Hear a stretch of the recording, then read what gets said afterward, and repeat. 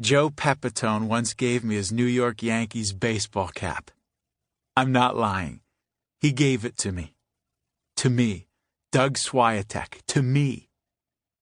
Joe Pepitone and Horace Clarke came all the way out on the island to Camillo Junior High, and I threw with them. Me and Danny Hupfer and Holling Hood, who were good guys. We all threw with Joe Pepitone and Horace Clarke, and we batted, too. They sang to us while we swung away. He's a batter, he's a batter, batter, batter, he's a batter. That was their song.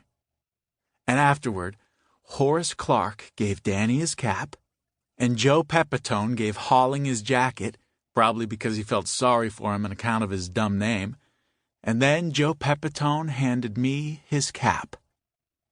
He reached out and took it off his head and handed it to me. Just like that. It was signed on the inside so anyone could tell that it was really his. Joe Pepitone's. It was the only thing I ever owned that hadn't belonged to some other Swieteck before me. I hid it for 4.5 months. Then my stupid brother found out about it. He came in at night when I was asleep and whipped my arm up behind my back so high I couldn't even scream, it hurt so bad. And he told me to decide if I wanted a broken arm or if I wanted to give him Joe Pepitone's baseball cap. I decided on the broken arm. Then he stuck his knee in the center of my spine and asked if I wanted a broken back along with a broken arm. And so I told him Joe Pepitone's cap was in the basement behind the oil furnace.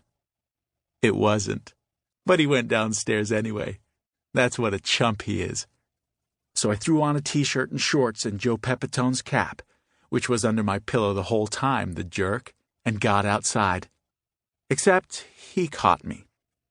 Dragged me behind the garage.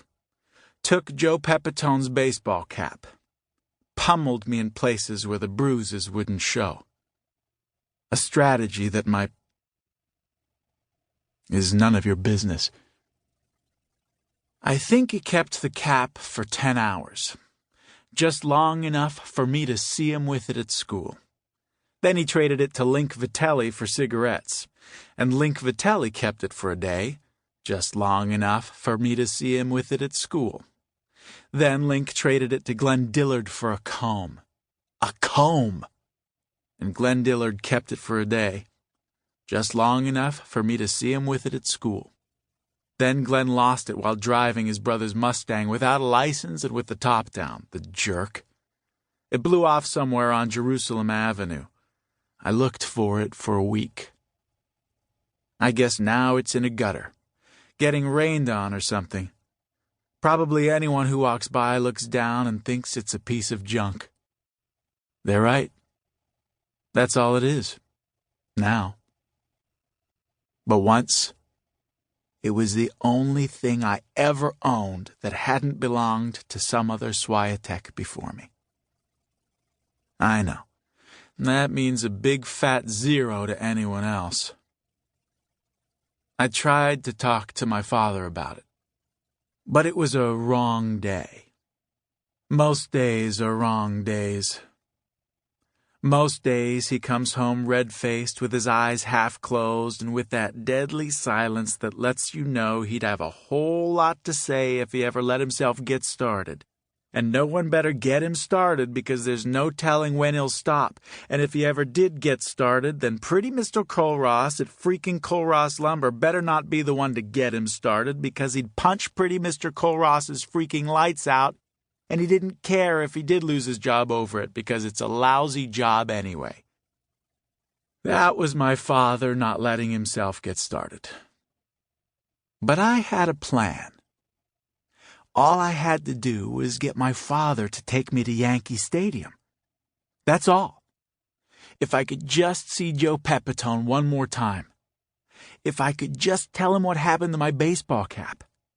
He'd look at me, and he'd laugh and rough up my hair, and then he'd take off his cap and he'd put it on my head. "Here, Doug," Joe Pepitone would say, like that. "Here, Doug. You look a whole lot better in it than I do."